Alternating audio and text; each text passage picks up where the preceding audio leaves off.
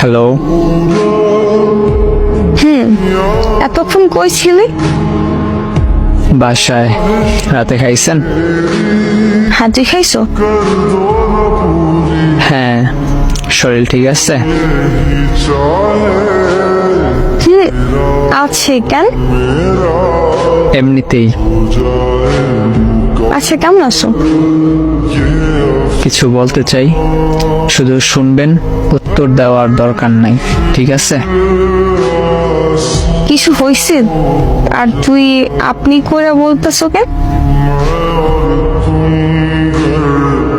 আমি এই সম্পর্কটা এখানেই শেষ করতে চাইতেছি। আর হ্যাঁ আপু, আপনার সাথে অনেক অন্যায় করছি, পারলে মাফ করে দিয়েন।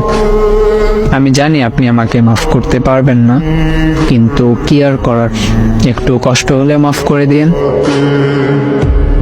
মানে কি মজা করতেছো? এইসব কি বলতেছো ইবু? প্লিজ এমন করিস না, প্লিজ। এই বউ, শোন না ইবু। আমি কিছু বলতে বারণ করছিলাম, কিছু শুনতে চাই না আমি। প্লিজ তোর পায়ে পড়ি, প্লিজ এমন করিস না। আমি কি করছি বল?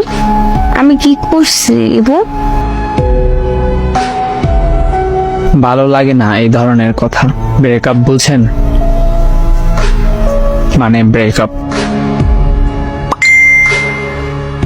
প্লিজ মরে যাবো, এমন করিস না। মরে গেলে আমার কি?